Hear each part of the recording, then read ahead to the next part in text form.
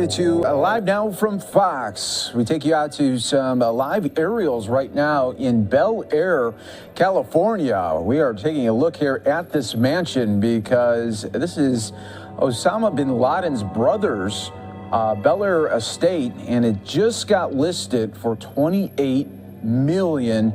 Now, this is coming from the New York Post here, where we'll be providing you some details here. So the brother purchased the Mediterranean villa-style mansion for $1.6 million at the time, what would be roughly $5.5 million in today's money, after accounting for 38 years of inflation. But according to the listing, he hasn't occupied the home since the September 11th attacks.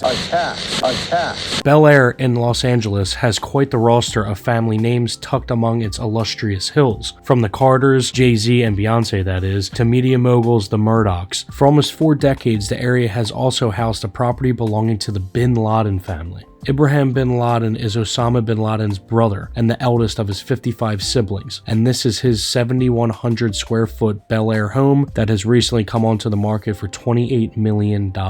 Ibrahim never returned to his LA house following Al-Qaeda's terrorist attacks on 9/11, and the property has remained empty ever since. The multi-million-dollar valuation is based on the value of the land alone, which is a spacious 95,000 square foot plot. But the hastily abandoned property remains standing for now. So let's go ahead and take a tour through the bin Laden's lavish LA lifestyle. Designed in the Mediterranean revival style and built in 1931, this residence has had a number of famous faces grace its gates before the bin Ladens moved in. In the 1960s, Hollywood actor Arthur Freed, who produced classics including Meet Me in St. Louis and Singing in the Rain, called the property home. And the following decade, it was renovated by American architect John Elgin Wolfe. Ibrahim bin Laden was born into the wealthy echelons of the bin Laden family, who had close ties to the Saudi royal family. The clan first forged their fortune in the early 20th century with the founding of a family construction site. The bin Laden Group global holding company still exists today, and the conglomerate is currently in the process of building the Jeddah Tower, which is set to be the largest tower in the world. According to later court proceedings, Ibrahim never worked a day in his life, in quotes, and he didn't expect to live up to his father's financial legacy. It was his inherited wealth that allowed him to follow in real estate footsteps of Hollywood royalty when he left his family in Saudi Arabia. Ibrahim moved to LA to attend the University of Southern California, according to Steve Call's 2008 book, The Bin Ladens, An Arabian Family,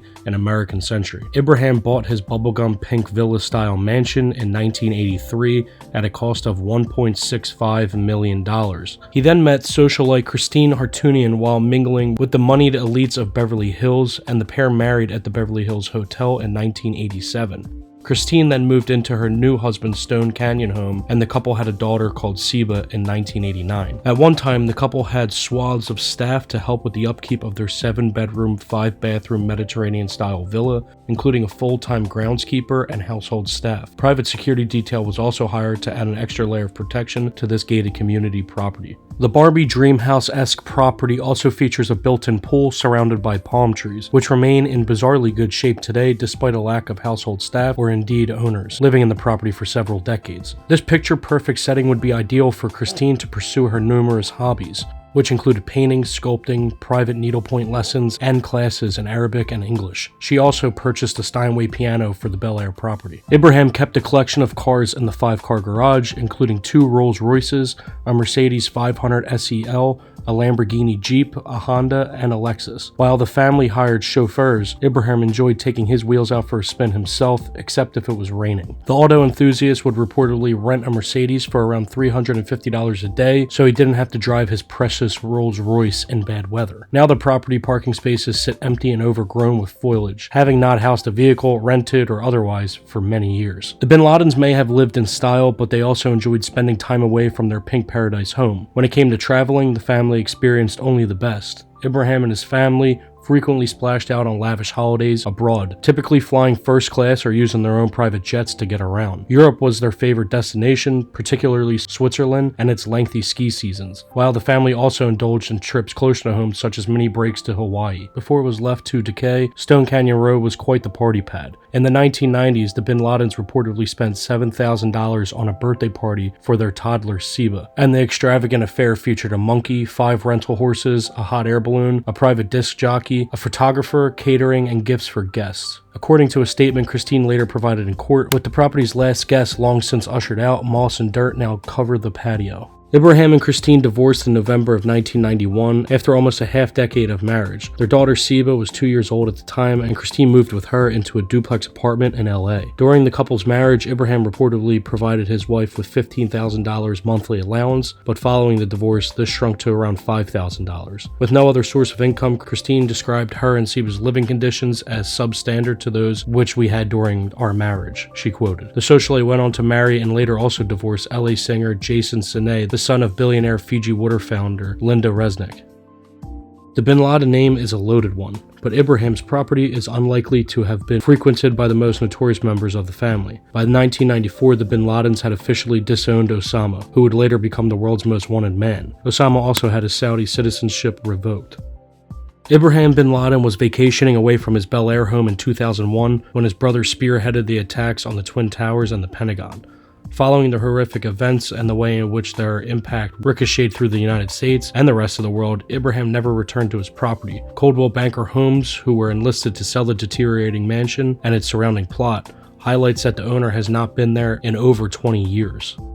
While it's rumored that film production companies have used the mansion in the last 2 decades for a movie scene and even in some adult videos, the faded pink property shows very little sign of life. There are clear indications of neglect in its exteriors, including this rusting fountain that sits bone dry and cracked up from one end to the other. The property of this sprawling estate may be in a state of despair and linked to a name more notorious than most, but the land it sits on is still worth tens of millions of dollars, thanks to its great location in the celebrity-studded hills of Bel-Air. Described as ready for redoing by its realtor, the crumbling property will likely be demolished by its new owner. Among the estate's neighbors is the Hotel Bel-Air, a 5-star accommodation with room prices starting at $1,000 per night, and golf club to the Stars Bel-Air Country Club, which reportedly counts Jack Nicholson, Clint Eastwood, Tom Cruise, and many other among its members. The joining fee is rumored to be around $150,000 a year. Whoever does decide to snap up this prime piece of real estate will have quite the task on their hands to convert the abandoned Bin Laden mansion into a home befitting its swanky high-end neighborhood. The brother was one of 56 children born to Saudi Arabian construction tycoon Mohammed bin Awad bin Laden, who had 22 wives. And now we are taking a look here at these aerials, as this is the latest to join on the market there for $28 million.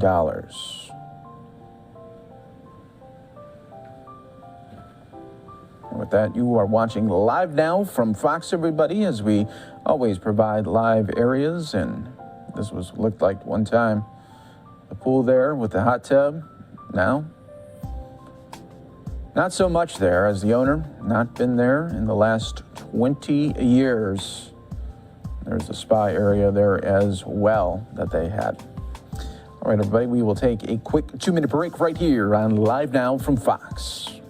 The house has since taken a $2 million price cut, which still seems crazy, asking tens of millions of dollars, especially $20 million for basically a house that you have to tear down. But you have to remember, in this neighborhood, in this exact location with 2.5 acres of land, is very rare and definitely worth a ton of money in this neighborhood. So what do you guys think? Is it worth buying this house? Do you think a developer out there is going to buy it, build like a modern mansion on it, and sell it for maybe $100 or $50+ million?